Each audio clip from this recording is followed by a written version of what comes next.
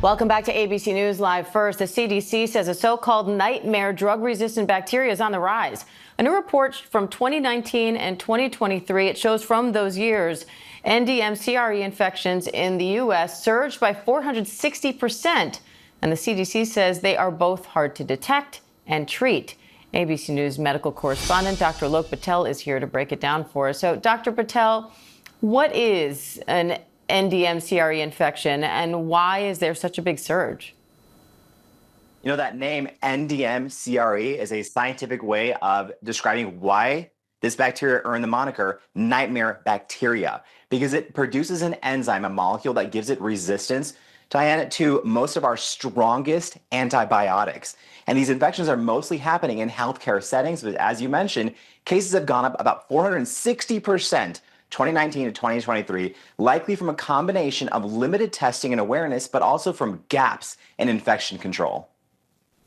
So what are the symptoms people can look out for?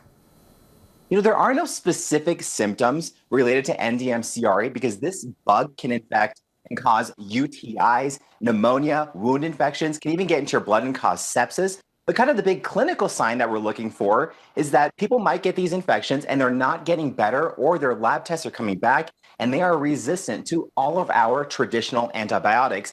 And I want to add one other risk factor that we may be looking at is the increased rates of global travel. And as these resistant bugs, which can have geographical domains, are now able to spread throughout the world.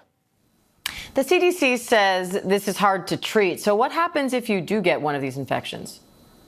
It is horrifyingly hard to treat, which is why this is raising awareness and getting labs on edge. Now, because this bug is resistant to most of our antibiotics, there are only 2 IV antibiotics that we know can likely treat this. Otherwise, there may be some more specific treatments available based on what the results show, because sometimes these bugs come back and we may be able to use old antibiotics or a combination. But this is essentially why control is so important and not relying on potential treatments. How can we protect ourselves from this? You know, a big thing comes down to hygiene, not only personal hygiene, but in healthcare settings, making sure that healthcare settings are hand washing and proper infection control protocols are followed. But Diane, this is a larger study, a larger story about superbugs, antibiotic resistant bacteria, which are a looming global health threat. Some public health officials call this the largest public health threat. They already infect and kill millions of people every year. So antibiotic awareness is very important. Make sure you're responsible with how you use them. Don't share them. Don't use them if you don't need to, and take prescriptions as followed. And before you go, Dr. Patel, I want to ask you about the suspected case of a rare mosquito-borne illness on Long Island. What do we need to know about that, and how can we protect ourselves?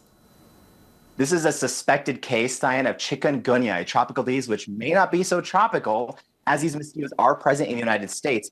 Typically, that virus, which is spread from the Aedes mosquito, same mosquito that spreads dengue and Zika, is in tropical areas in Asia and Africa. But this is a suspected case in Long Island. What researchers want to know now, is this a locally acquired case, meaning this virus is spreading here in New York, or is it a mosquito that may have hitched a ride on a plane, or a travel case? So important to pay attention to what's kind of unfolding here, but also take all those necessary precautions to protect yourself against all kinds of bites from nasty critters like ticks and mosquitoes that can spread disease. All right, Dr. Lok Patel, thank you.